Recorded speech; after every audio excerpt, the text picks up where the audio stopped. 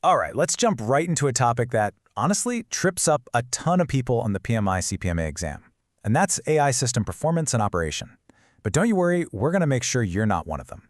So, let's kick things off with a question you are absolutely going to see in some form.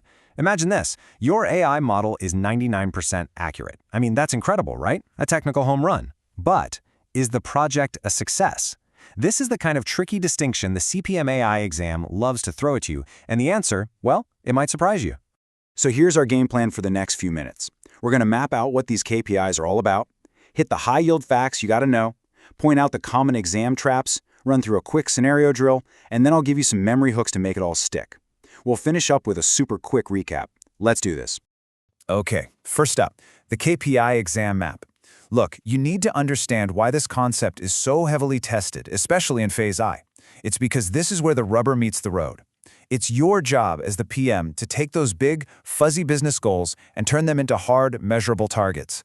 The exam wants to know for sure that you can build that bridge between the business side and the tech side. Now, this table, this right here is gold. It lays out the big conflict the exam is going to try and trick you with. You've got these 3 different columns, right? The big picture, business success criteria, the super technical model performance values, and then the money-focused KPI performance values. The test will do everything it can to make these sound the same. Our job is to make sure you see the bright, shining lines between them. So let's talk about acceptable model performance values first. Think of this like the specs of a car's engine. We're talking horsepower, torque. In the AI world, that's things like accuracy, precision, recall, F1 score. It's all the mathy, statistical stuff. This is the language your data science team speaks. It's purely about how well the model performs its technical task. And then you have the acceptable KPI performance values. Now, if the model performance was the engine, the KPI is the destination. It doesn't matter how powerful the engine is if you don't get where you're going, right? This is all about the business impact, the actual quantifiable results like dollars saved or time reduced. This is the language your stakeholders care about. This is what proves your project actually delivered value. Okay, let's shift gears and get into some high-yield facts. These are the things you just have to memorize. Think of these as the gimme points on the exam if you know them cold. First off, let's talk about what they are and when they happen. KPIs are never vague goals. They're hard numbers, specific thresholds. And here's the critical part. You define them way back in Phase I, business understanding, before a single line of model code is written. This is how you prevent that classic project nightmare of the goalposts constantly moving. You agree on what success looks like right from the jump. So why does this matter so much? Because these KPIs are basically the contract for the project. They create that handshake agreement between the business folks and the tech team. They're the golden thread that connects a technical output, like model accuracy, to a real business outcome, like saving $1 million. And ultimately, this is what you'll use to make that final go or no-go decision before you deploy anything. All right, now for my favorite part, the common exam traps. The CPMAI loves, and I mean loves, to set up scenarios to see if you'll fall for these. Knowing what to watch out for is half the battle. Trap number 1, and this is the big one, folks. A technically perfect model can still be a complete business failure. You could have a model that's a work of art, hitting every single technical target, but if it's not integrated properly, if users hate it and don't adopt it, or if the whole business idea was flawed from the start, it's a failure, period. You need to burn this matrix into your brain. Seriously, pay close attention to that second row. This is the classic exam question. Your model performance is a pass, but your KPI performance is a fail. What do you do? The wrong answer is tweak the model. The correct answer, the one that gets you the points, is that you, the PM, investigate the business process and the integration. The problem isn't the tech, it's how the tech is being used. And here's trap number 2. A stakeholder comes to you and says, our goal is to enhance the customer experience. Red flag. That is not a KPI. Your job as a certified PM is to hear that and immediately start asking questions to translate that fuzzy goal into something concrete and measurable.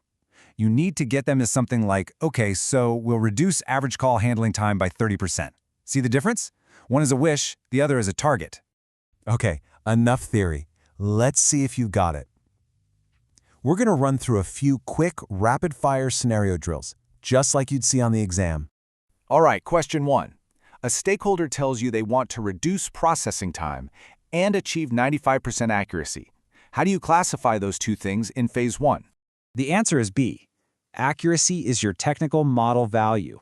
Time reduction is your business KPI value. One's about the engine, one's about the destination. The exam will hit you with this distinction over and over again. Okay, next one.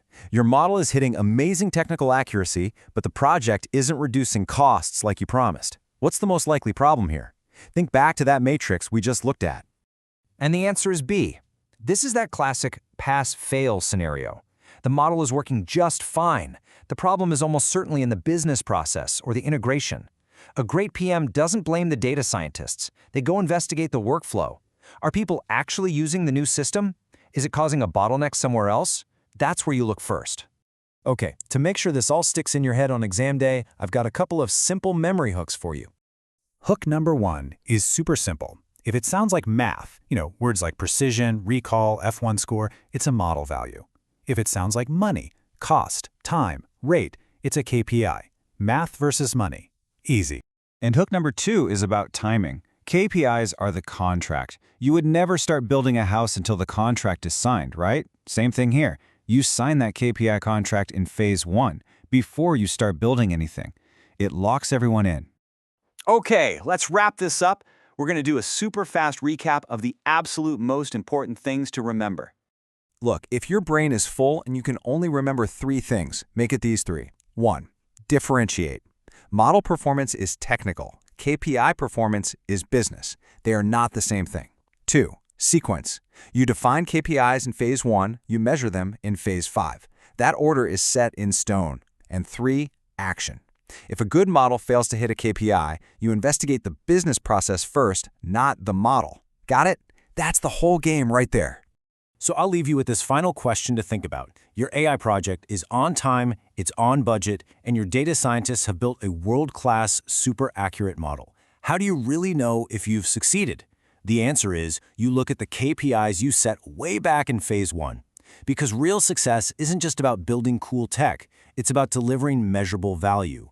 Nail that concept and you're in great shape for this exam. Good luck with your studies.